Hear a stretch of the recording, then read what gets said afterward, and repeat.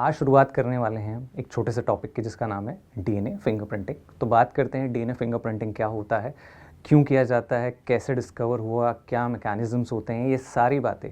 इसके बाद आपको डीएनए फिंगरप्रिंटिंग में कभी कोई दिक्कत नहीं होगी, ये मेरा दावा है। तो शुरुआत करते हैं इस वीडियो को डीएनए फिंगरप्रिंटिंग को समझते हुए।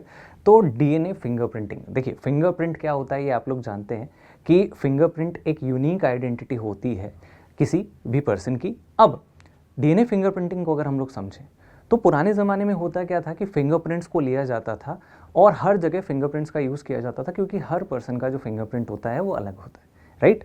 जैसा कि आपने देखा बैंक्स वगैरह में भी जो थंब इंप्रेशंस हैं उनको लिया जाता है, कई सारी जगह पर इन इंप्रेशंस को यूज़ किया जाता है। लेकिन हमें बाद में समझ आने लगा कि लोग इसे ईजिली टेम्पर कर लेते हैं। क्रिमिनल्स क्या करते हैं, क्राइम करते हैं, वहाँ फिंगरप्रिंट्स तो मिले, लेकिन उन्होंने फिंगरप्रिंट्स को क्या कर दिया, बाद में अपने जो थंब है उसको जला लिया या फिर उसको टेम्पर कर दिया, जिसकी वजह से वो अपने थंब इंप्रेशंस को भी चेंज कर सकता है। तो इन सब चीज़ों से बचने के लिए हम लोगों ने एक ऐसी फिंगरप्रिंटिंग निकाली जिसका कोई और लूप होल नहीं है, उसमें कोई और चेंज आप नहीं कर सकते, आप उसको ऑल्टर नहीं कर सकते। तो this is the unique identity of a person. एक स्पेसिफिक कैरेक्टर होता है जिसे हम लोग नाम दे रहे हैं क्या, डीएनए प्रोफाइलिंग या डीएनए फिंगरप्रिंटिंग। तो डीएनए फिंगरप्रिंटिंग या डीएनए प्रोफाइलिंग की अगर मैं बात करूं बच्चों, तो एक यूनिक स्पेसिफिसिटी है किसी भी पर्सन को आइडेंटिफाई करने के लिए on the basis of its DNA. तो this technique was given bye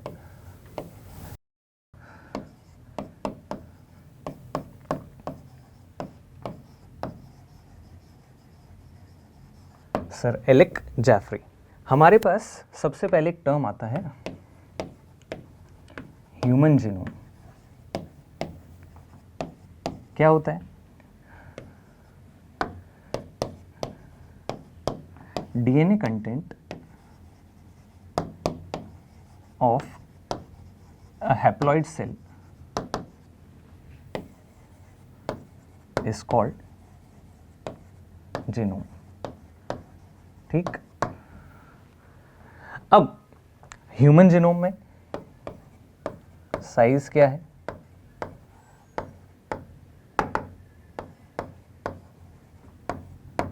वो है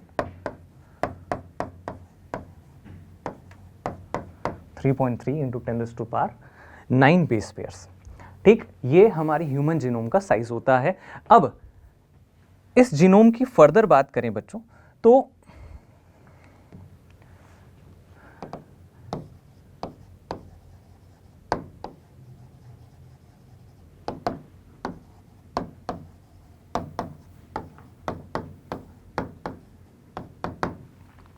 इसके अंदर वेरिएशन केवल 0.1% पर होता है। देखो 99.9% जो डीएनए है वो सभी ह्यूमंस का, सभी ऑर्गेनिजम्स का सेम है। केवल वेरिएशन कितने परसेंट पे है, वो है 0.1% पे। तो जब सभी ह्यूमंस का डीएनए सेम है, 0.1% पे वेरिएशन है, तो सर इस 0.1% वेरिएशन की हेल्प से हम कैसे आइडेंटिफाई करेंगे किसी पर्सन को। तो बच्चों अभी लग रहा है कि 0.1 है, लेकिन जब आप 3.3 इंटू 10⁻⁹ का 1% 0.1% कैलकुलेट करते हो तो वो कितना आता है, it comes out to 3.3 into 10⁻⁶ base pairs, which is a very big number. इसे स्टडी करना बहुत बड़ी चीज़ होती है। तो भाई बहुत सारे बेस पेयर्स हैं स्टडी करने को। तो अब हम लोग इसमें देखेंगे कि हम कैसे डीएनए फिंगरप्रिंट बनाते हैं। तो होता क्या है कि हमारे पास जो टोटल डीएनए है ह्यूमन का, इसका 98% पार्ट जो है इट इज़ यूजलेस, उसमें कोई जीन्स नहीं होती। ओनली 2% पार्ट ऐसा है विच हैज़ जीन्स, जिसे आप बोलते हैं जीनोमिक डीएनए। क्या बोलते हैं, जीनोमिक डीएनए। अब देखो जब हम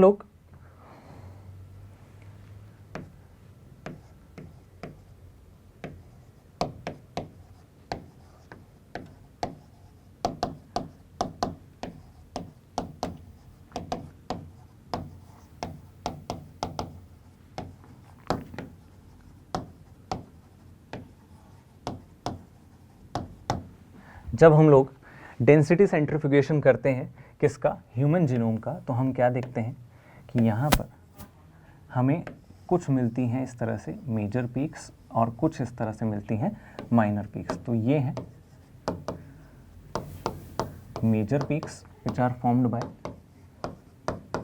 बल्क जीनोमिक डीएनए, और ये जो माइनर पीक्स है, सेंट्रीफ्यूगेशन क्या होता है कि डीएनए को हाई स्पीड पर रोटेट किया जाता है जिसकी वजह से फ्रैगमेंट सेपरेट होना शुरू होते हैं। अब ये जो माइनर पीक्स आती हैं ये किसकी वजह से आती हैं? बिकॉज ऑफ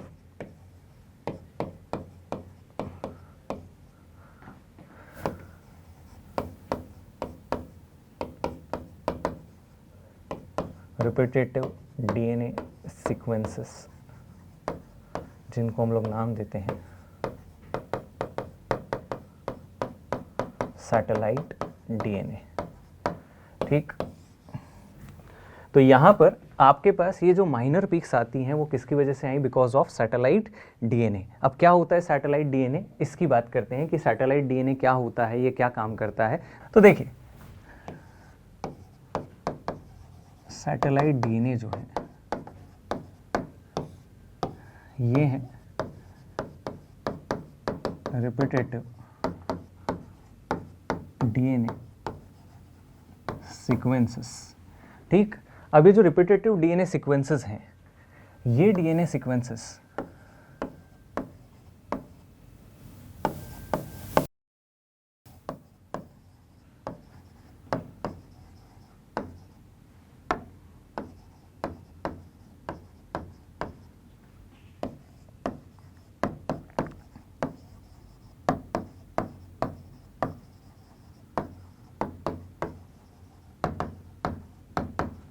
मैं क्या कह रहा हूँ कि यहाँ पर रिपीटेटिव डीएनए सीक्वेंसेस मिलते हैं। फॉर एग्जाम्पल हम एक सीक्वेंस ले लेते हैं ATGAC, ATGAC, ऐसे ही रिपीटेटिव डीएनए सीक्वेंसेस आपको देखने को मिलते हैं। इन सीक्वेंसेस को हम लोग नाम देते हैं क्या? नाम देते हैं टेंडम रिपीट्स।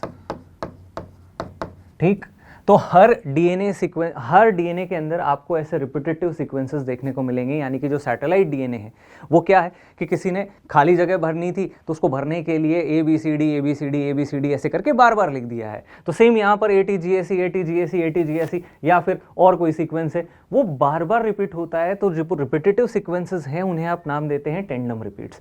अब है क्या बात कि ये सेम टेंडम रिपीट्स आपको मेरे डीएनए में मिलेंगे, आपके डीएनए में मिलेंगे, सब में मिलेंगे, लेकिन इन टेंडम रिपीट्स का जो नंबर होता है वो आपके डीएनए में अलग है और मेरे डीएनए में अलग है। तो number is variable. This variation in number is called variable number of tandem repeats, short में बोलेंगे VNTR। ठीक, तो हमें पहली चीज समझ आ गई है VNTR क्या होता है कि सर सैटेलाइट के अंदर बहुत सारे रिपीटेटिव डीएनए सीक्वेंसेस होते हैं, ये किसी काम के नहीं होते हैं, ये केवल जगह भरने के लिए हैं, वहां कोई भी जीन्स लोकेटेड नहीं है। अब हमने कहा कि इन रिपीट्स को आप नाम दे रहे हो टेंडम रिपीट्स। टेंडम रिपीट्स जो हैं वो सब में मिलेंगे, सीक्वेंसेस सेम होंगे, लेकिन नंबर अलग अलग होगा। नंबर अलग अलग होगा, इसको क्या नाम दिया है आपने? Variable number of tandem repeats. Clear इतनी बात? अब देखो टेंडम रिपीट्स जो होते हैं, या हम बात कर रहे हैं कि इनका नंबर वेरिएबल होता है। अब नंबर वेरिएबल है तो ऐसा है कि ये होमोलोगस क्रोमोसोम में भी अलग अलग हो सकते हैं। जरूरी नहीं है कि आपके सेम क्रोमोसोम में भी same number of tandem repeats होंगे। जैसे क्रोमोसोम 1 क्रोमोसोम 1 आपके पास 2 कॉपीज हैं, तो ऐसा नहीं है कि दोनों में आपको same number of tandem repeats. तो number of tandem repeats is variable even in homologous chromosomes। ठीक है जी, तो हमने कहा कि सर यहां पर टेंडम रिपीट्स का नंबर अलग अलग हो सकता है। अब मैंने कहा कि 11 से 16 बेस पेयर लॉन्ग जो टेंडम रिपीट्स होते हैं इन्हें हम लोग नाम देते हैं मिनी सैटेलाइट्स। क्या नाम देते हैं? Mini satellites. और ये जो मिनी सैटेलाइट्स हैं इनके दोनों तरफ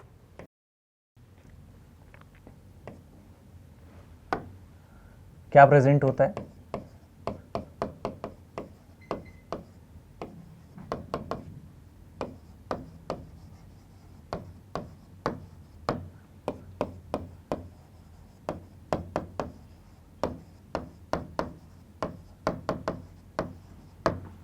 palindromic sequences present on both sides. तो आप ऐसे समझें कि एक डीएनए है डबल स्ट्रैंडेड, इसके अंदर हमारे पास एक टेंडम रिपीट, दूसरा टेंडम रिपीट, तीसरा टेंडम रिपीट, कितने भी हो सकते हैं।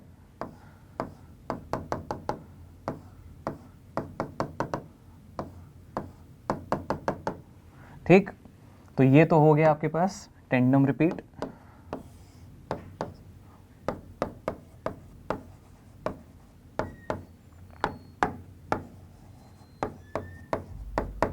और इसके दोनों साइड पर आपको क्या देखने को मिलेगा?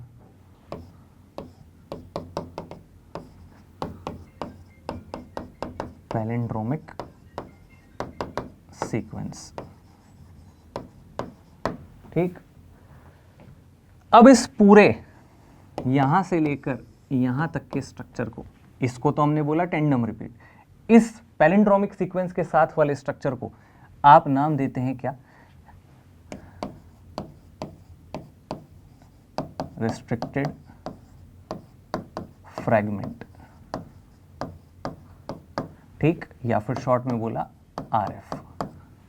अब ध्यान से समझो, जब आपको पता है कि टेंडम रिपीट्स का नंबर सबके अंदर अलग है, तो यहां पर ये जो रिस्ट्रिक्टेड फ्रैगमेंट है, क्या इसका लेंथ भी सबके अंदर वेरी करेगा, सभी क्रोमोसोम्स में भी अलग होगा? तो आरएफ का जो लेंथ है वो भी क्या होगा, सबके अंदर अलग अलग देखने को मिलेगा। ठीक है, तो सर जितना लंबा टेंडम रिपीट होगा या जितने नंबर ऑफ रिपीट्स होंगे, क्या उतना ही लंबा इस रिस्ट्रिक्टेड फ्रैगमेंट का लेंथ होगा? क्या ये बात आप लोगों को समझ आ रही है? तो सर रिस्ट्रिक्टेड फ्रैगमेंट का जो लेंथ है वो बढ़ता जाएगा along with the number of tandem repeats. Clear? तो ये है हमारे पास रिस्ट्रिक्टेड फ्रैगमेंट। अब हम लोगों को करना क्या है कि सर इस रिस्ट्रिक्टेड फ्रैगमेंट के अलग अलग लेंथ्स को कंपेयर करना है। हर क्रोमोसोम में लेंथ क्या होगा? अलग अलग होगा। सही बात है। तो हमारा जो डीएनए फिंगरप्रिंटिंग का बेस होता है वो क्या होता है? उसे हम लोग बोलते हैं RFLP। यही है आपका फिंगरप्रिंट। क्या? Restricted fragment length polymorphism. क्या है इसका मतलब? कि सर अलग अलग क्रोमोसोम्स में अलग अलग रिस्ट्रिक्टेड फ्रैगमेंट्स निकलेंगे और अलग अलग फ्रैगमेंट्स की लेंथ अलग अलग होगी। और जब हम सेम रिस्ट्रिक्शन एंडोन्यूक्लियस, क्योंकि आप जब कटिंग करोगे तो यही पैलिंड्रोमिक सीक्वेंस आपको हर जगह हर क्रोमोसोम में ढूंढना पड़ेगा और आपको मिल जाएगा। तो हर क्रोमोसोम में ये जो पैलिंड्रोमिक सीक्वेंस होगा उस पर कोई पर्टिकुलर रिस्ट्रिक्शन एंडोन्यूक्लियस काम करेगा, इसीलिए आपने उसको नाम क्या दिया? Restricted fragment. रेस्ट्रिक्शन एंडोन्यूक्लियस काम करेगा, तो रेस्ट्रिक्शन एंडोन्यूक्लियस इन सेगमेंट्स को कट करेगा। अब हर क्रोमोसोम से आपने क्या किया?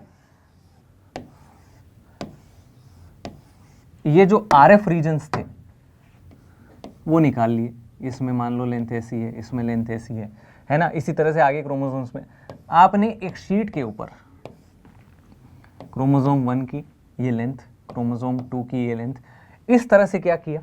एक सीक्वेंस पूरा बना दिया है 46 क्रोमोसोम्स का, है ना। तो इसी को आप क्या नाम देते हैं? DNA fingerprint.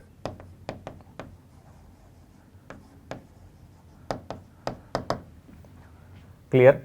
अब हर ऑर्गेनिज्म के अंदर ये जो रिस्ट्रिक्टेड फ्रैगमेंट होगा इसकी लेंथ अलग अलग होगी, इसीलिए यहाँ डीएनए फिंगरप्रिंट जो बनेगा वो भी क्या होगा? अलग अलग बनेगा। अब ये होमोलोगस क्रोमोसोम्स हैं, इनमें भी आप देख सकते हैं कि डीएनए फिंगरप्रिंट जो है वो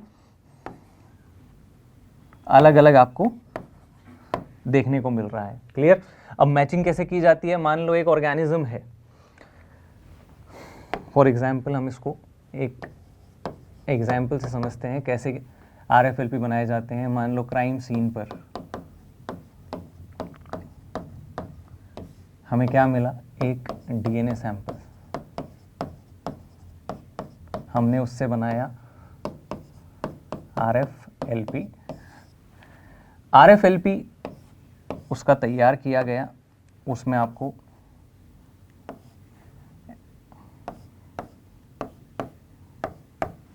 ऐसे सेगमेंट्स देखने को मिल रहे हैं। अब हमने सस्पेक्ट लिए A और B, दोनों का DNA लिया और RFLP बनाया गया।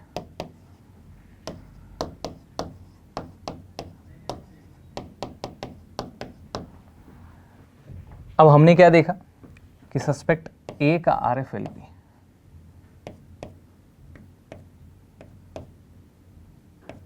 कुछ ऐसा दिख रहा है, which is completely different from the crime scene. और B वाले के अंदर जब RFLP को देखा गया तो हमें कुछ ऐसा RFLP देखने को मिला, क्योंकि एक पर्सन के